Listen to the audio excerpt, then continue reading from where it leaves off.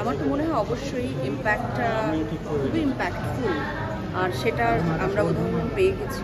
আমি যদি শুধু আমার জায়গা থেকে বলি, আমাদের যখন কোনো ফিল্ম রিলিজ হয় অথবা আমাদের ভালো করে ছড়িয়ে দেওয়ার প্রয়োজন পড়ে, আমরা সবার আগে কন্টেন্ট ক্রিয়েটার যারা আছেন তাদের সঙ্গে যোগাযোগ করি, তাদের সঙ্গে অনেক সময় আমরা কোলাব করি, সেটা ফিল্ম প্রমোশন হোক অথবা কোনো মার্কেটিং হোক, যে কোনো কিছু। আমার মনে হয় যে এটা এখনকার সময়ে এসে এটাকে অবশ্যই আমাদের অ্যাকনলেজ করতেই হবে। তাদের জায়গাটা তারা নিজেরাই সুন্দরভাবে তৈরি করে নিয়েছে। আর আজকের দিনে দাঁড়িয়ে ইনফ্লুয়েন্সাররা দেখা যাচ্ছে ছবি সিরিজের মধ্যেও দেখা যাচ্ছে তাদেরকে, তো সেখানে ছবি সিরিজে ইনফ্লুয়েন্সারদের দেখা যাচ্ছে, তো তোমার কি মনে হয় যে অ্যাক্টর যে আসলে রিপ্লেস করে দিচ্ছে তারা কোনোভাবে? না না, তা কেন হবে? আমরা তো অনেক সময় নন অ্যাক্টরদের সঙ্গেও কাজ করি না, এবং সেটা করতেও ভীষণ ভালো লাগে। আর আমি বলবো যে তারা তাদের ভিতরে এক ধরনের আত্মবিশ্বাস, কনফিডেন্স রয়েছে, কারণ একটা কন্টেন্ট তৈরি করতে গেলে সেটাকে সাবজেক্ট পছন্দ করা থেকে শুরু করে সেটাকে কন্টেন্টটা তৈরি করা, পারফর্ম করা, সমস্ত কিছু একা নিজের করতে হয়, যেটা কিন্তু আমাদেরকে করতে হয় না। আমাদের সাথে একটি দল থেকে অনেক কিছু থাকে। তো সেই ক্ষেত্রে আমি বলবো কন্টেন্ট তৈরি করা অনেক বেশি চ্যালেঞ্জিং, এবং এটা এখন করতে পারাটা এক ধরনের এক্সপার্টিজম। সেজন্যে সেখান থেকে আমার মনে হয় না যে কোনোভাবেই এখানে বিরোধ আছে কোনো। যারা অভিনেতা বা আর্টিস্ট তৈরি করে তারা একটা দীর্ঘ প্রসেসের ভেতর দিয়ে আসে। একই সঙ্গে যারা কন্টেন্ট তৈরি করছেন অথবা অন্য যে কোনো কেউ যখন অভিনয় করছেন এবং সেটা যদি ভালো করে থাকেন তাহলে সেটাকে অবশ্যই সাধুবাদ জানাবো। আর তোমার সেক্ষেত্রে ফেভারিট ইনফ্লুয়েন্সার কে হবে, মানে তোমার যদি তোমার চয়েস অনুযায়ী বলা?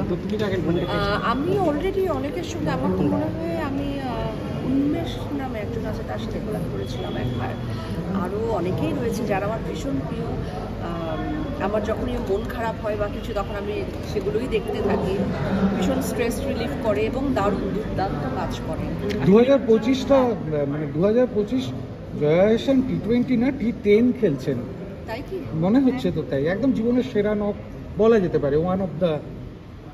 কেমন চলছে 2025টা? আসলে কাজগুলো তো অনেক আগে করেছিলাম, কিন্তু কাজগুলো তো দীর্ঘ সময়ের ভেতর দিয়ে করেছি, হয়তো একটা সময় এসে রিলিজ করছি, একটা সময় এসে।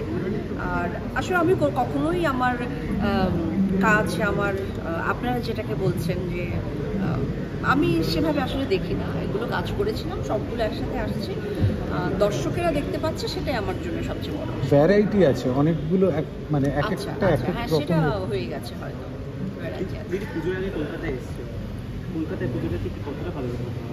পুজোর আগে কি, আমি তো এখানেই থাকি, এখানে থাকি, বাংলাদেশে মিলিয়ে থাকি। আর পুজোর আগে কলকাতায় এমনিতেই এখন আমার নিজের থাকবার জায়গা। তার উপরে পুজোর সময় তো আমি কোনোভাবেই মিস করবো না কলকাতা, সেটার কোনো প্রশ্নই আসে না। খুবই যাওয়া আসার ভেতরে রয়েছি। পুজোর ইভেন্টস, পুজোর সামনে যে পুজোরগুলো আছে, পুজোর যে পুজোর সময়টা, পুরোটা সময় থাকবার ইচ্ছা রয়েছে। এবং আমি করেছি, আমার চেয়ে বেশি করেছিল উন্মেষ, সেই করেছিল, তার কারণেই হয়তো লোক এতটা দেখেছে। আর তার সঙ্গে সাবজেক্টটা হয়তো আমার এবং তাদের মাঝখানে একটা জায়গা ছিল। আমার তো খুব দারুণ লেগেছিল। আমি সবার খুব, কারণ এখনকার দিনে এটাকে অ্যাকনলেজ করতেই হবে যে মানুষ এখন খুব বড় ছবি দেখতে বা আমাদের ছোট স্ক্রিনের জন্য আমার মনে হয় কন্টেন্ট খুব ইম্পর্টেন্ট, এবং সেখানে তারা স্টার, সেটা আমাদেরকে অ্যাকনলেজ করতেই হবে। পুজোর আগে দর্শকদের কী বলছে? সবাইকে পুজো উদযাপন করতে বলবো খুব ভালো করে, আনন্দে থাকুন, সকলের খুব ভালো সময় কাটুক, আনন্দে পরিবারের সঙ্গে কাটুক। এবং পুজোতে যে আমাদের অনেকগুলো ভালো ভালো বাংলা ছবি আসছে, সেগুলো অবশ্যই দেখবেন।